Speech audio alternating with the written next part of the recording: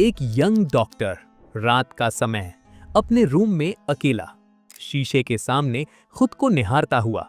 सब कुछ ठीक लग रहा था जब तक उसे पता नहीं चला कि वो अकेला नहीं है। कौन था उसके साथ? Welcome to in depth learning. दोस्तों, आज हम पढ़ने जा रहे हैं क्लास 9th इंग्लिश की बी हाइव बुक का chapter number 5, the snake and the mirror. इस कहानी को लिखा है केरल के फेमस राइटर वैकोम मोहम्मद बशीर ने, जो ओरिजिनली मलयालम लैंग्वेज में लिखी गई थी, जिसे बाद में बी अब्दुल्ला ने इंग्लिश में ट्रांसलेट किया। ये एक ऐसी कहानी है जो हंसाएगी भी और थोड़ा डराएगी भी। तो चलिए शुरू करते हैं। कहानी शुरू होती है कुछ दोस्तों से जो कि साथ बैठे हुए थे और आपस में बातचीत कर रहे थे। बातों बातों में डिस्कशन सांपों पर पहुंच जाता है। तभी उनमें से एक होम्योपैथिक डॉक्टर सबसे एक सवाल पूछता है, जिसे सुनकर सब शांत रह जाते हैं।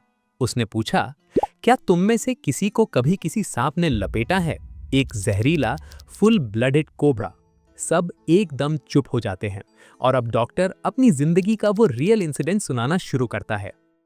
दोस्तों, ये बात उन दिनों की है जब वो एक यंग होम्योपैथिक डॉक्टर था। गर्मी का मौसम था, रात के करीब 10 बजे होंगे। डॉक्टर रेस्टोरेंट से खाना खाकर अपने किराए के रूम में वापस लौटता है। वो दरवाजा खोलता है तो ऊपर से कुछ आवाज आती है। ये आवाज फेमिलियर थी। वो समझ जाता है कि चूहे रोज की तरह अपनी आवाजाही कर रहे हैं। कोई नई बात नहीं थी। वो कहता है, one could say that the rats and I shared the room, यानी चूहे और मैं मिलकर रूम को शेयर करते थे।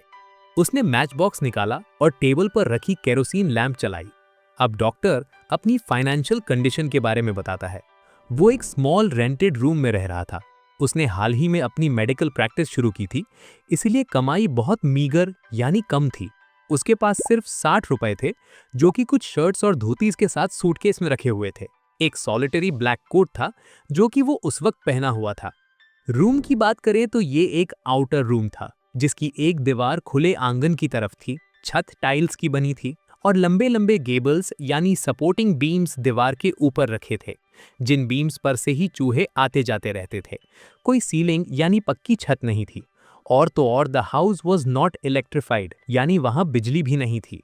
डॉक्टर ने अपना ब्लैक कोट, व्हाइट शर्ट और नॉट सो व्हाइट वेस्ट उतारकर टांग दी।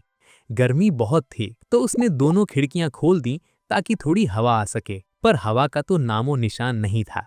डॉक्टर ने अपना बेड लगाया और उसे दीवार के पास खींच लिया। वो लेट तो गया पर नींद नहीं आई। उठकर वेरांडा में गया ताकि थोड़ी फ्रेश हवा मिल जाए, पर वहां भी हवा नहीं थी। The wind god seemed to have taken time off. वापस आकर डॉक्टर चेयर पर बैठ गया। उसने टेबल के नीचे रखे बॉक्स से एक बुक निकाली, मटीरिया मेडिका। टेबल पर एक लैंप जल रही थी, एक बड़ा सा मिरर रखा था और उसके पास एक छोटा सा कोम्ब यानी कंघा भी पड़ा हुआ था। अब आता है कहानी में एक मजेदार मोड़। दोस्तों, जब सामने मिरर हो तो उसमें देखने का मन करता ही है। One feels tempted to look into a mirror when it is near one. Doctor ने भी मिरर में देखा और यहीं से शुरू होता है उसका सेल्फ एडमिरेशन, यानी खुद की तारीफों की दास्तान। वो खुद बताता है कि उन दिनों मैं अपनी ब्यूटी का बहुत बड़ा एडमायरर था और अपने आप को हैंडसम बनाना चाहता था। मैं अनमैरिड था और डॉक्टर भी था, तो मुझे लगता था कि मुझे स्मार्ट लगना चाहिए और दूसरों को अपनी प्रेजेंस फील करानी चाहिए। डॉक्टर ने कंघा उठाया और अपनी हेयर लाइन ठीक करने लगा। फिर मिरर में अपने फेस को ध्यान से देखा और तभी एक पहला इंपॉर्टेंट डिसीजन लिया। वो ये कि मैं रोज शेव करूंगा और एक थिन मूछ यानी मुस्टैच रखूंगा ताकि और भी हैंडसम लगूं। After all, I was a bachelor and a doctor. फिर उसने दोबारा मिरर में देखा और इस बार स्माइल किया।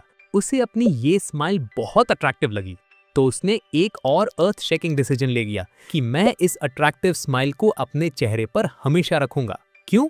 क्योंकि आखिरकार मैं एक बैचलर हूं और डॉक्टर भी। इतने में फिर से ऊपर से चूहों का शोर आने लगा। डॉक्टर उठा और रूम में टहलने लगा। तभी उसके दिमाग में एक और थॉट आया, शादी का। उसने सोचा कि मैं शादी करूंगा, पर किससे? एक वुमन डॉक्टर से, जिसके पास ढेर सारा पैसा हो और अच्छी मेडिकल प्रैक्टिस हो। और सबसे जरूरी बात, वो फैट यानी मोटी होनी चाहिए, ताकि अगर कभी मैंने कोई गलती की और भागना पड़ा तो मेरी वाइफ मेरे पीछे दौड़कर मुझे पकड़ न सके। इन सब थॉट्स में खोया हुआ डॉक्टर फिर से चेयर पर आकर बैठ गया। अब ऊपर से कोई आवाज नहीं आ रही थी। कमरा शांत हो चुका था। पर तभी अचानक एक आवाज आई। सडनली देयर केम अ डल थड, जैसे कोई रबर ट्यूब जमीन पर गिरी हो। डॉक्टर ने सोचा कोई बड़ी बात नहीं, surely nothing to worry about. फिर भी उसने पीछे मुड़कर देखने की सोची, और जैसे ही वो मुड़ा, एक मोटा सा सांप उसके चेयर के पीछे से लहराता हुआ उसके कंधे पर आ गिरा। सांप का उसके ऊपर गिरना और उसका मुड़ना दोनों एक साथ हुआ। डॉक्टर कहता है, आई डिडंट जंप, मैं कूदा नहीं। आई डिडंट ट्रेम्बल, मैं कांपा नहीं। आई डिडंट क्राई आउट, चिल्लाया भी नहीं। टाइम ही नहीं मिला ये सब करने का। सांप उसके कंधे से स्लिप होकर उसकी लेफ्ट आर्म के अराउंड एल्बो के ऊपर लिपट गया। सांप का हुड यानी फन फैला हुआ था और उसका सर डॉक्टर के चेहरे से बस 3-4 इंच दूर था। डॉक्टर कहता है कि ये कहना गलत होगा कि मैं सिर्फ अपनी सांस रोककर बैठा था, बल्कि मैं तो पूरा पत्थर बन गया था। पूरी बॉडी एकदम still, but my mind was very active. Room darkness में था, चारों तरफ सिर्फ अंधेरा था। लैंप की लाइट में डॉक्टर एक स्टोन स्टैचू की तरह बैठा था। उस मोमेंट में डॉक्टर को गॉड की प्रेजेंस महसूस हुई। उसने सोचा ये सब शायद इसलिए हो रहा है क्योंकि मैंने ऐसा कुछ कह दिया था जो भगवान को पसंद नहीं आया। उसने अपने मन में इमेजिनेशन में ओ गॉड लिखने की कोशिश की। अब डॉक्टर की लेफ्ट आर्म में दर्द शुरू हो गया था। ऐसा लग रहा था जैसे कोई हैवी मेटल रॉड या फिर जलती हुई रॉड धीरे धीरे उसकी आर्म को क्रश कर रही हो।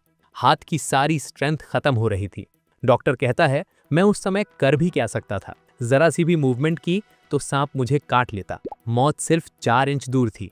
और तभी वो सोचता है, अगर सांप ने मुझे काट लिया तो मुझे कौन सी दवाई लेनी है। रूम में तो कोई मेडिसिन ही नहीं थी। डॉक्टर को अपनी रियलिटी याद आती है। वो खुद को एक पुअर, फूलिश और स्टूपिड डॉक्टर समझने लगा। वो ये सब डेंजर भूलकर खुद पर हल्का सा मुस्कुराया, और शायद उसका ये मुस्कुराना भगवान को पसंद आ गया, क्योंकि अब कुछ अजीब हुआ। सांप ने अपना सर घुमाया और मिरर में देखने लगा। उसे अपना रिफ्लेक्शन दिखा। डॉक्टर कहता है कि मैं ये तो दावा नहीं करता कि ये पहला सांप था जिसने मिरर की तरफ देखा, पर यह बात पक्की थी कि सांप शीशे में ही देख रहा था। क्या वो भी मेरी तरह अपनी ब्यूटी को एडमायर कर रहा था? क्या वो भी मूंछ रखने या मेकअप लगाने का कोई इंपॉर्टेंट डिसीजन ले रहा था? वो सांप मेल था या फीमेल? सांप ने डॉक्टर के हाथ से खुद को खोल लिया और धीरे धीरे उसकी गोद में आ गया। फिर वहां से टेबल पर मिरर की तरफ बढ़ने लगा। शायद वो अपना रिफ्लेक्शन और करीब से देखना चाहता था। सांप अब टेबल पर आ चुका था। मौके का फायदा देखते हुए डॉक्टर चेयर से उठा, बिना शोर किए चुपचाप दरवाजे से बाहर वेरांडा में गया। वहां से यार्ड में कूदा और जितना तेज भाग सकता था भागा।